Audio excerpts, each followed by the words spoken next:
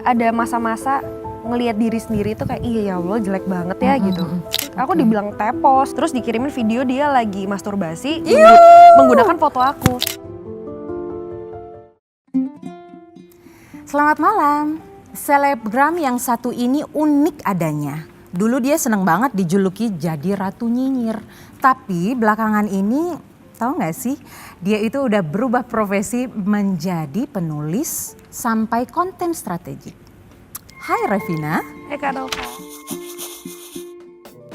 Apa kabar? Baik, Kak Nova gimana? Alhamdulillah baik. Kamu sekarang jadi penulis dan konten strategik. Yang tadinya dari ratu nyinyir loh, beda banget.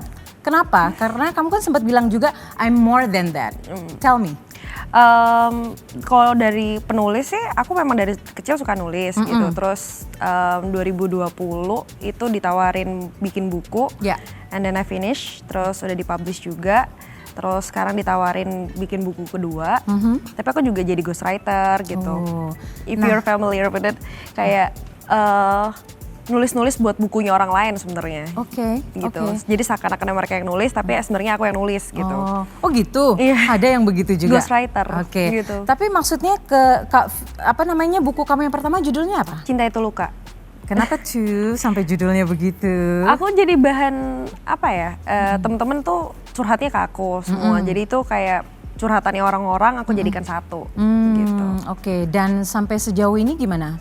Bukunya So itu? far so good. Oh ya, oke. Nah terus sudah gitu kan kamu juga mengkampanyekan tentang mental insecure gitu. Bisa ceritakan? Aku mulai ngomongin mental health issue itu dari 2018 karena bullying itu all over di internet kayaknya ya. Terus people can say everything they want gitu tanpa ngerti mereka yang dia omongin itu kayak gimana dan segala macam. Perasaannya seperti apa dan segala macam. Terus akhirnya mulai ngomongin mental health issue. Ternyata mental health issue itu nggak sekedar itu loh. Bisa mulai dari insecurity, bisa dari segala macam. Orang sampai malu mau ngerasa cakep aja tuh malu gitu. Ya udah mulai dari situ aku mulai ngomongin mental health issue because di saat itu belum banyak yang ngomong. Tahun berapa itu? 2018. 2018. Belum terlalu banyak yang ngomong. Belum seperti sekarang yang udah dijadikan komoditi ngomongin kayak gitu. Ya jadi I like to talk about it karena aku sendiri aware ke psikologis, ke psikiatris gitu-gitu. Karena kamu juga seneng mendatangi itu ya, tadi kamu cerita. Rutin, kenapa sih rutin? Maksudnya nggak semua orang loh mau melakukan itu. Karena aku suka dapat pendapat dari profesional aja sih Kak, what happened to me, what I'm feeling, terus apa yang sedang terjadi, apa wajar nggak sih gue ngerasain seperti ini dan segala macam. Kalau curhat sama temen kan, ya mentok sabar. Iya kalau menurut gue kayak gini. Enggak, aku suka dapat pendapat yang profesional. Jadi memvalidasi perasaan aku atau feelings aku gitu, my over anxiety atau gue nggak bisa tidur berhari-hari ini, kenapa? Itu semuanya based on professional data gitu ya. Oke. Nah terus pasti ada faktor yang pemicu kenapa kamu bisa mendatangi psikiatris gitu. Kalau dari awalnya sih, well, my family is not the nicest household ever ya. Jadi kayak not. Oke. What happened? Well, my parents got divorced when I was young, so young gitu. Terus dari situ kan kayak efek domino ya, masalah ini, masalah itu dan segala macam. And then karena papa aku tuh, my dad is really smart, jadi dia tuh juga aware sama hal begituan. And then he told me to, yaudah lo kesini deh gitu, lo kesini lo coba figure it out gitu.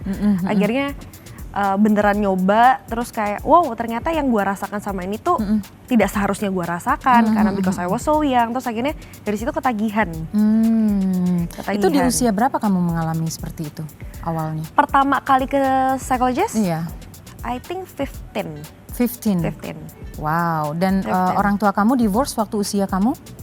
When I was like 14 or 13. Oh, jadi memang nggak jauh-jauh dari masa itu. Oke.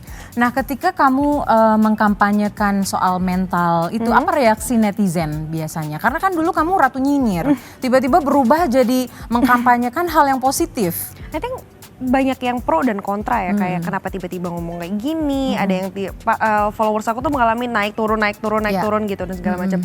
Yang suka bertahan, yang enggak ya udah gitu. Aku tuh ngerasa nggak ada masalah sih. Mereka juga pada akhirnya sekarang ya, karena mungkin udah kebentuk dari 2018 itu jadi kayak, Kak mau tahu dong pendapatnya tentang ini, mau dong pendapatnya tentang ini. So, ya. Jadi justru mereka berbalik untuk curhat gitu dan nanya pendapat. Jadi banyak yang Tapi curhat. banyak juga yang nyinyir nggak?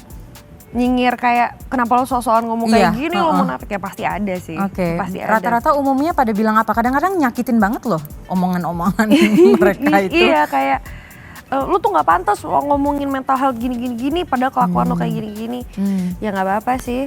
Terima kasih sudah mengasih engagement lagi, bisa revisi red card. Oke. Nah, setelah kamu mengkampanyekan soal mental health, pasti ada perubahan gitu dari secara personal dari kita sendiri. Apa yang kamu rasakan abis itu?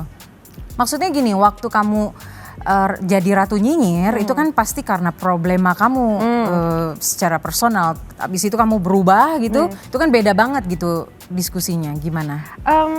Kalau di Instagram kayaknya yang memang pengen aku contohin itu persona aku gitu. Tapi kalau in real life I don't think I change a lot gitu sih.